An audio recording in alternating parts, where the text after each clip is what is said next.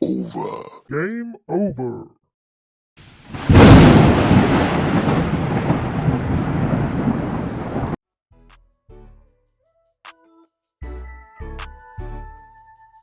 Oh my god.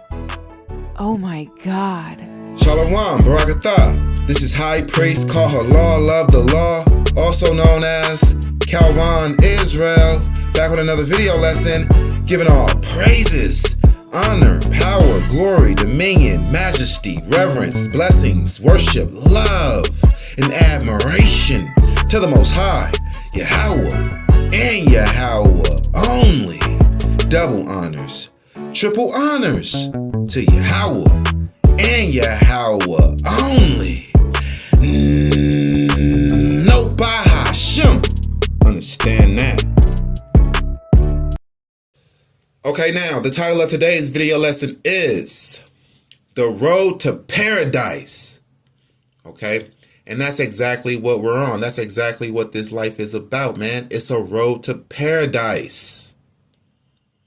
It's a road to paradise for the elect, for the remnant, for the 2/3, for those that reject godliness, for those that reject the Most High God, for those that reject law and order, for those that reject the Torah. It's a road to slavery. It's a road to destruction. It's a road to servitude. Okay? Now, this life can be either or. It can be a testimony towards you, or it can be a testimony against you. The Most High God knows all things, so he knows who you really are. He knows who you truly are, if you're wicked or if you're righteous. You know, he made all souls. He made all people. So he knows who you are. He knows what you're about. He knows the beginning and the end. So he knows your end. He knows your whole life story. He knows who you are, who you truly are. You don't know who you are. So this is a testimony towards you or a testimony against you. This life is a testimony towards you or a testimony against you. Right? If you live righteously and you delight in the things that are of God, then this is a testimony towards you. The Most High God already knew that. He tried you, just so that everyone else could see. The godly, the righteous, the remnant that he knows. He knows he's going to throw everything at us and we're not going to break. We're not going to backslide. We're not going to rebel. Yeah, he's going to throw all the obstacle courses at us. He's going to make our lives hard and miserable and stressful. Because he knows we ain't going nowhere. And that's a testimony towards us when it's all said and done. Yeah. And he didn't even test those other ones as hard as he tested us.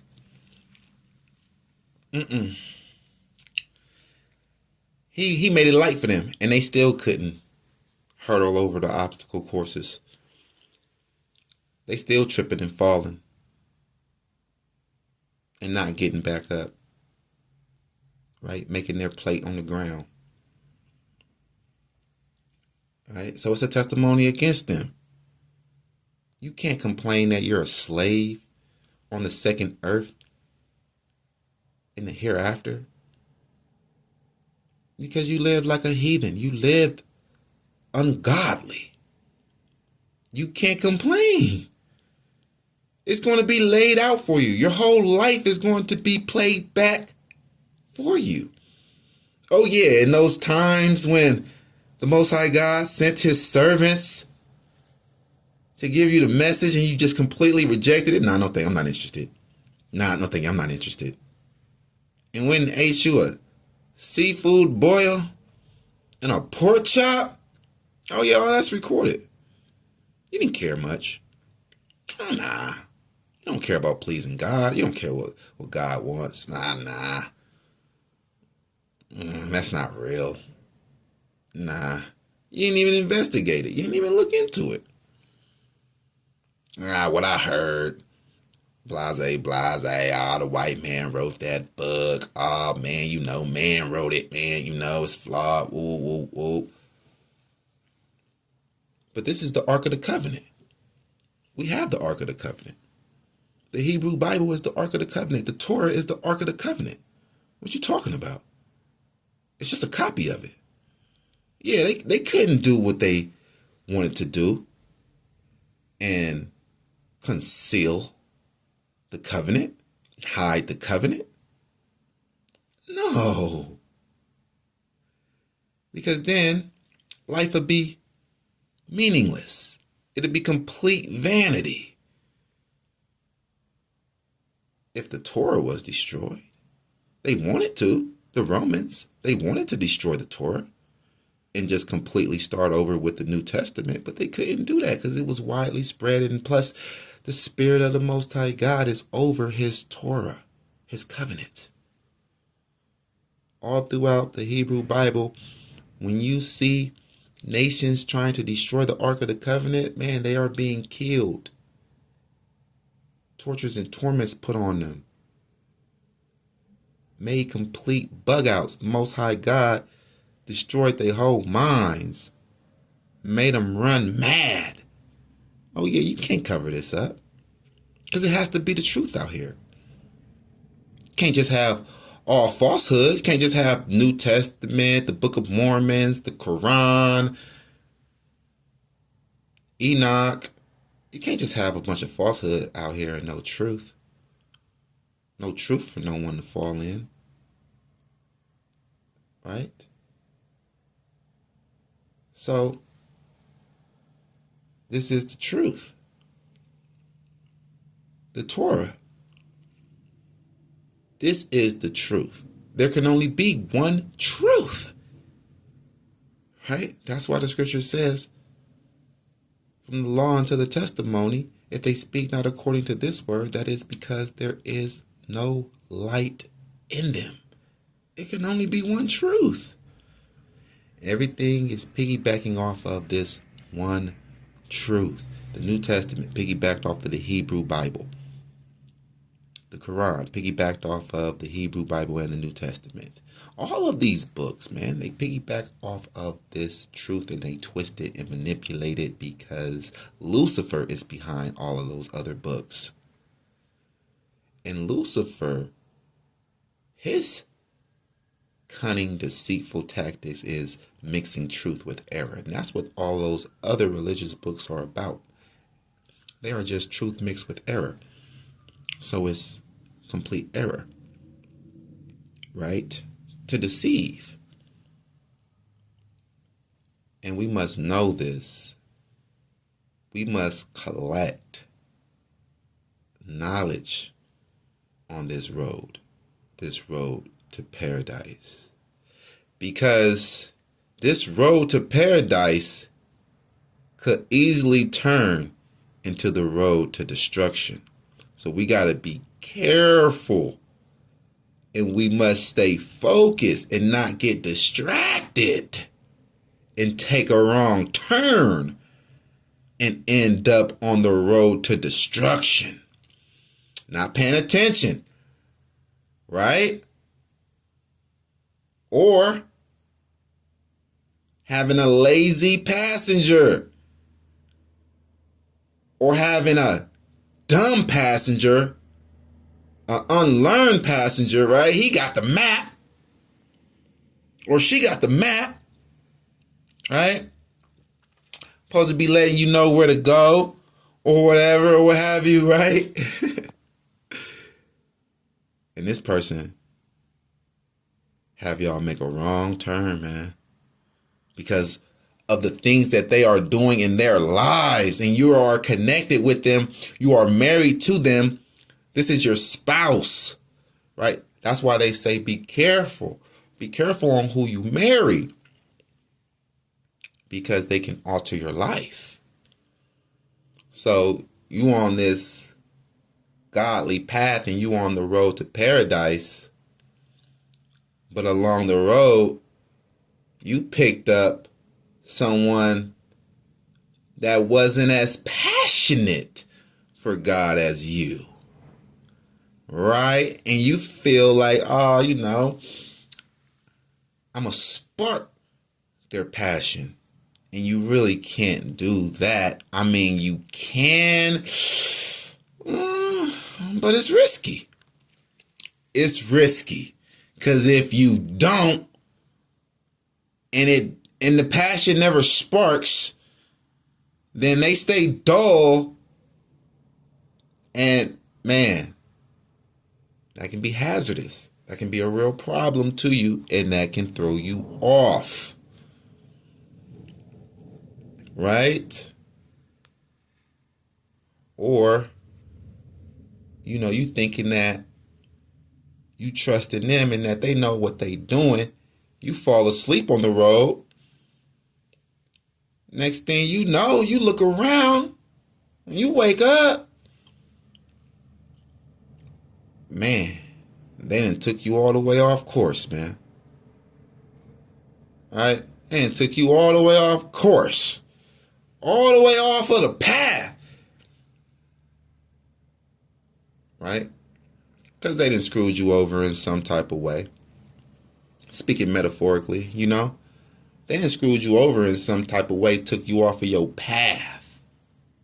Took you out of your character. And now they got you off of the righteous path, and now you gotta turn the car around. Or they probably even broke the whole car down, right? Deceived you, bankrupt you, stole from you.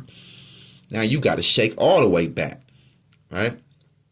You got to turn around and find the road again. They done took you so far off course, miles off course. But nah, you turn back around and you find that road. Yeah, you find that road. You get back on that road, man. Because sometimes that stuff happens to us, And that all is credited to you too.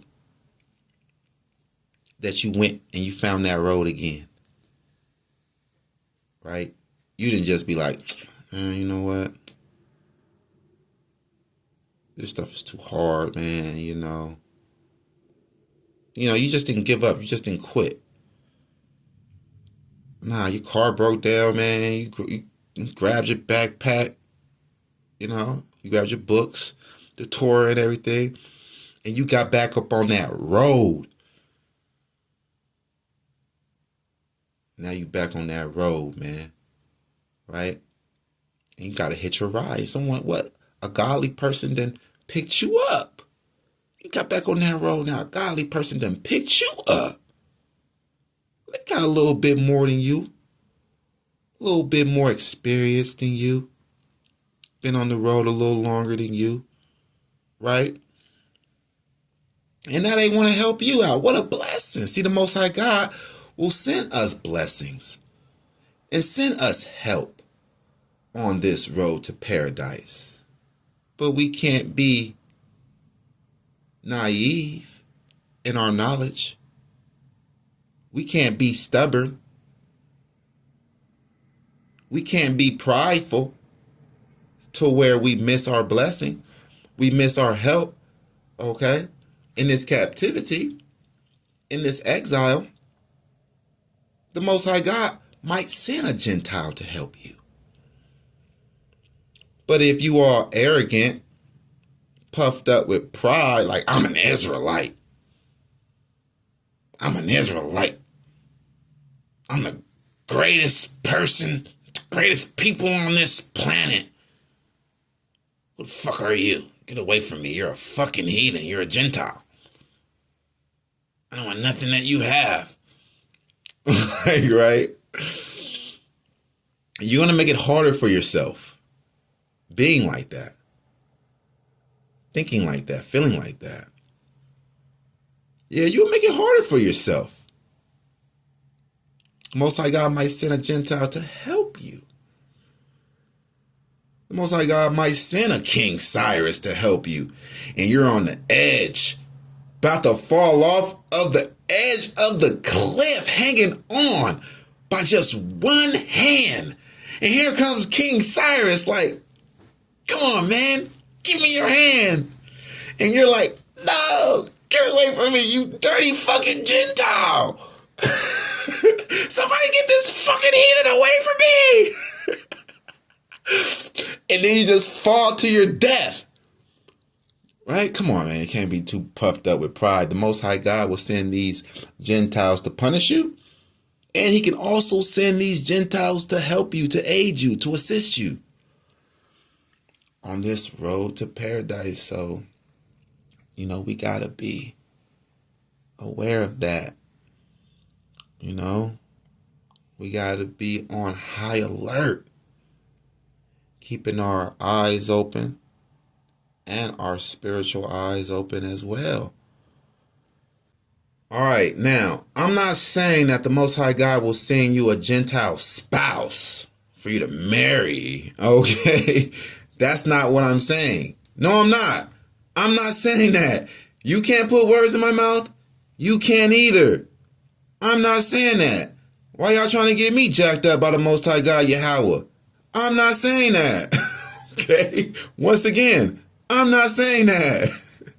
That's not even what I was saying in my last video lesson. Is interracial marriage legal according to Torah? Okay?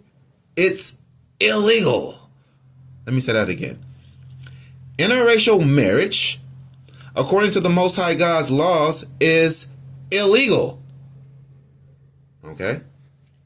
Now, if you decide to break that law and you want to go with a Gentile and have a child with this Gentile as an Israelite man, right? As an Israelite man, if you have a child with a Gentile woman, then that child is considered an Israelite.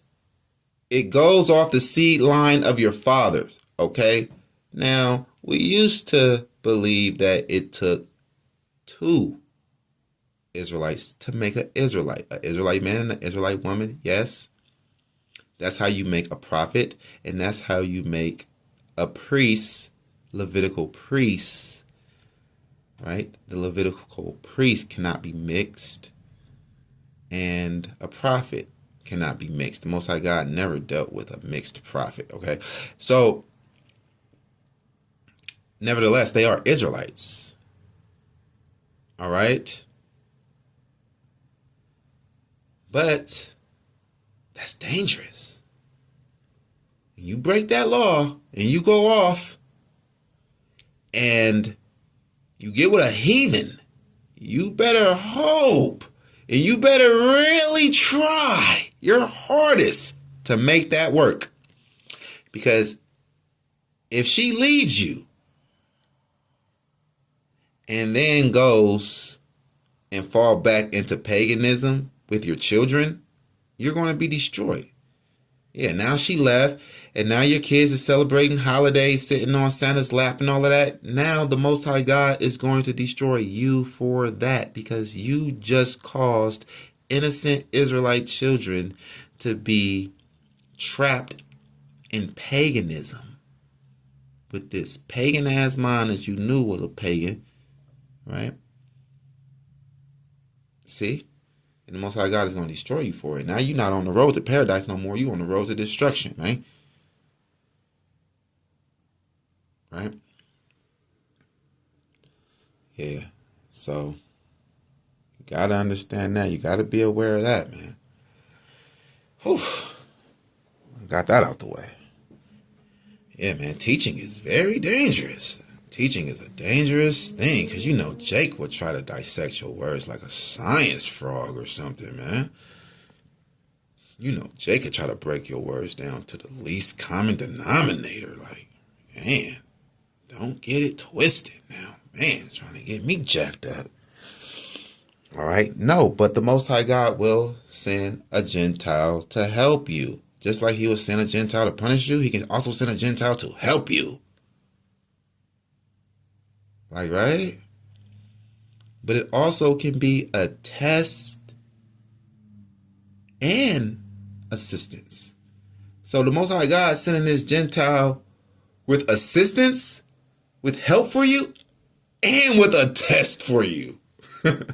Right? And the test is, are you going to be distracted? Is this Gentile going to pull you away from serving me? And now you're going to start acting like this Gentile? Or are you going to be man enough, mighty enough, godly enough to make this Gentile really follow you in following me, right? So that would be the test. And this Gentile is going to be coming with some heavy punches because they got it all. Most High God is sending you a Gentile to help you that really got it all. Right? The Most High God is sending you a Gentile to help you that really got it all. And that's a lot of fun. Could be a lot of distraction. This person got white privilege. They got a good job, right? They got a bunch of free time off, right? Their job is easy. They get off not tired. They ready to kick it with you. They steady popping up with gifts. Like, yeah, I just bought you a dirt bike. Come on, let's go dirt bike riding. And you're like, well, yeah, but I gotta read these chapters, man. I gotta study. I gotta make this video lesson, man. Man, let me just put it off for the night. I'm gonna just put this down for the night. I'm about to go dirt bike riding, man. You know what I'm saying? It's that test, man. Right? Don't let them distract you, man. And treat her like a bitch. Treat her like a little slut. Treat her like a little whore, man. Treat her like a servant. Treat them Gentile bitches like servants when they come, man. Don't be jocking them. How they gonna jock you when you jocking them? Right? How she gonna jock you when you jocking her? Yeah, and that's what they do, man. These Gentiles are infatuated with the Israelites. Rather we be wicked or righteous, you feel me? They like our swag and wickedness. They like our high understanding and knowledge when we righteous, you feel me? Like, but treat her like a whore, man, because a Gentile woman, when she's really in love with a Israelite man and she really wants an Israelite man, she don't need too much from that Israelite man. She don't need a whole lot of attention, affection. She don't need a lot of admiration. She don't need that. She don't need all of your focus and all of that lovey-dovey. Ooh. She don't need none of that.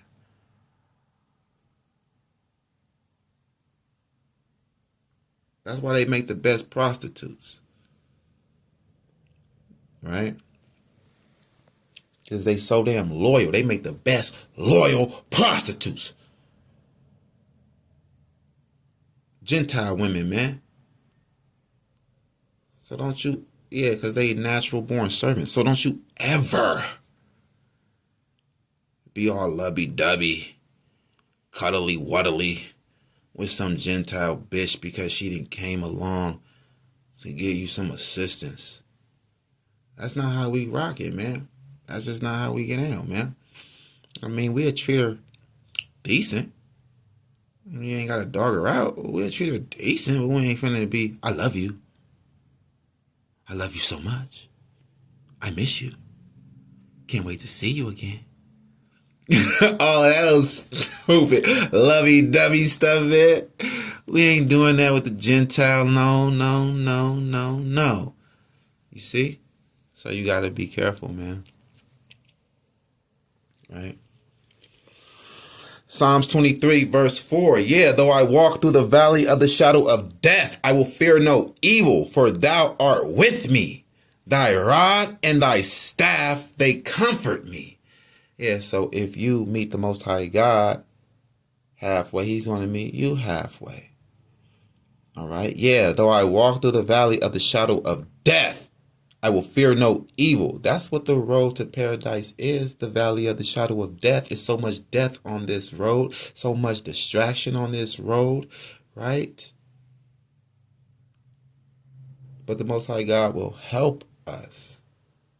Do not be afraid, because it's a lot of evil on this road. You would think that the road to paradise is just going to be all flowers and rainbows and all crystal colored rocks on the ground, right? Leading you to the golden city.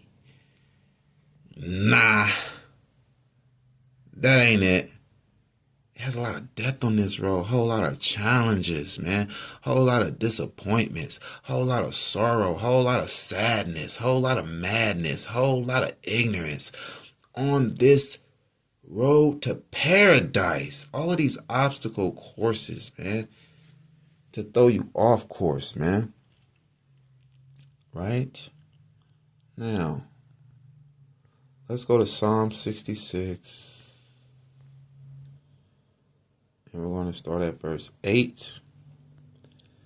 Oh, bless our God, ye people, and make the voice of his praise to be heard, which holdeth our soul in life, and suffereth not our feet to be moved. That's right. Our life is not our own. Our life belongs to the Most High God, Yahweh. He holds our soul, right? He directs our steps. Man's goings is of the Lord. So then again, how can a man know his own way? Right? It's the Most High God. For thou, O God, hast proved us. Thou hast tried us as silver is tried. So whatever you're going through, it's a trial. You're being tried. You feel like giving up. You feel like it'd be easier in the world, being worldly. But it's not. It's not. Right?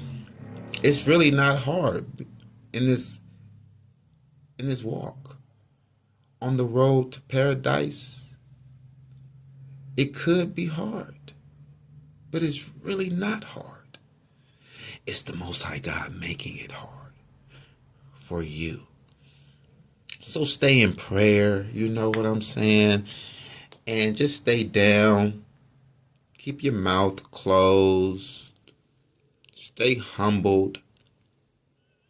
Don't blaspheme. Don't backslide. It'll all be over soon. Just stay solid. Thou broughtest us into the net. Thou laidest affliction upon our loins. Yes, because we are the suffering servant. Thou broughtest us into the net. Thou layest affliction upon our loins. Right? The net, the snare, the trap, the stumbling block. All of this stuff is on the road to paradise. Affliction. You gotta go through it to get to it. Right? Got to go through all of this pain and suffering to get to paradise, the reward. Right? Thou hast caused men to ride over our heads. Right? He made us the tail and made them the head. Right? He oppressed us. We're going through oppression. We went through fire and through water. But thou broughtest us out into a wealthy place. Right now, this reminds me of a dream that I had a few years ago. When it says, thou hast caused men to ride over our heads. We went through fire and through water. All right, so in this dream, this vision, man, it was so real. And it started off as a great panic. And everybody in the city is running towards the beach, running in the ocean. I'm talking about thousands of people, millions of people. I'm looking to the left. Everybody is rushing into the water. I look to the right. So many people are rushing into this water, and I'm walking towards the water. I'm walking. Everybody else is running.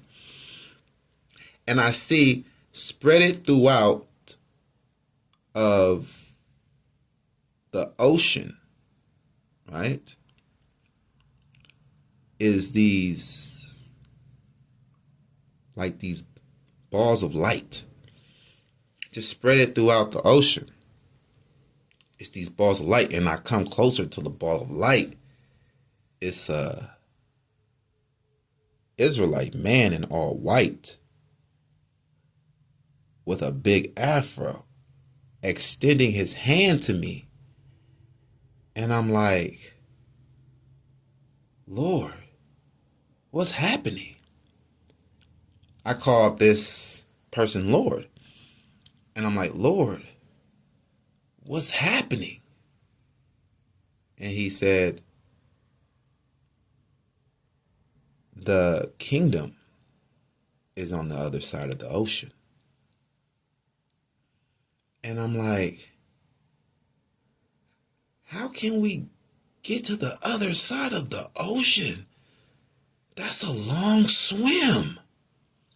And the angel said, I know. I got a lot of dead weight to drop off. Whoa. And when he said that, we went under the water. And when we popped up, it was just me and a few other Israelites, a few other so-called black men, just a few of us. Out of all those people, when we popped out of the water, we were in this great big glass dome. And you can see out the glass dome, and you can see that it's a sunny island type of paradise. And I get out the water. The angel told me to write my sin on the wall. And I woke up. Right? And I started to think about that dream. Like, yeah, he brought us through the water into a wealthy place. And it's like, I was thinking like, that can't be enduring, right? Because I didn't endure. I was assisted. That angel held me by the hand, right? While everyone else was falling off in the middle of the ocean, drowning. See, not everyone had got an angel to assist them. Not everyone got an angel. Remember how I said in the dream, the angels were spread out in the ocean? Not everyone got an angel to assist them. Right? Only a few people got an angel to assist them, to carry them through that big ocean to get to the other side. You can't swim a whole damn ocean, right? So it's not about enduring to the end. Like, right, whoever endures to the end will be saved. This is more like, from what I got from that vision, it's more like predestination, man. It's more like, yeah, like predestined. And if you are the one that is sincere and honest man of God, and you take the initiative to walk towards God, he will meet you halfway. And he will assist you on this road to paradise. Okay? Isaiah 48 and 10. Let's go to Isaiah 48 and 10.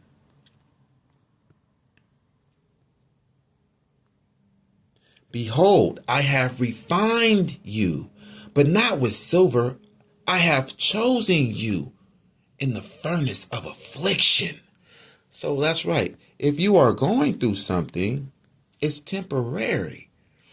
It's a trial. It's the Most High God testing you. If you feel like you are being afflicted, stay patient. Don't curse God. Don't have your heart rage against the Lord. Be patient and let it pass. Come up out of it victorious with the word of God. Having wisdom of the word of God and knowing that the Most High God is testing you, but at the same time, he's helping you. Okay, and you know that you're on this road to paradise, so you must hold on to it. Okay, hold on to the faith. All right, because this is what life is all about. This is what it has to be about ever since Adam and Eve fell in the garden. Okay, Genesis 3, verse 22. And Yahweh God said, behold, the man is become as one of us, to know good and evil. And now lest he put forth his hand and take also of the tree of life and eat and live forever. Okay. So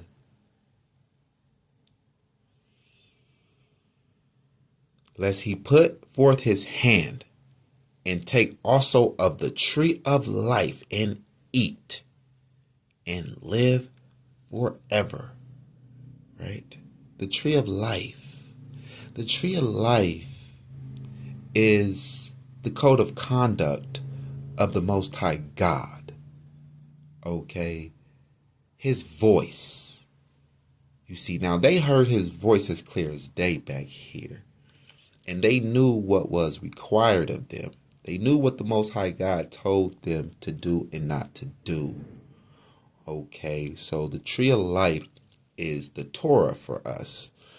So unless we take hold of the tree of life and eat, right? Unless we take hold of the Torah and do it, we won't live forever. If we do, then we will live forever, right? But we have to do that, right? This is Adam and Eve whole world, their whole reality being transformed from a paradise to an obstacle course. Therefore, Yahweh God sent him forth from the Garden of Eden to till the ground from whence he was taken. You got to work for it now. You got to work for paradise now. It's not just a given, like it was given to Adam and Eve and they rebelled and disobeyed the Most High God, Yahweh. Because of that, it's no longer a given. You have to earn paradise. So he drove out the man and he placed at the east of the Garden of Eden cherubims, obstacle courses, right? And he placed at the east of the Garden of Eden cherubims and a flaming sword, obstacle courses, which turned every way to keep the way of the tree of life. So the Most High God created or allowed for the Edomites to create the New Testament to be that flaming sword to keep you from the tree of life, the Torah. Because what? The New Testament is anti-Torah. It's contrary to Torah, right? And these are obstacle courses. New Testament, the Quran, Enoch, is obstacle courses to keep you from the way of the tree of life, the way of the Torah. Okay?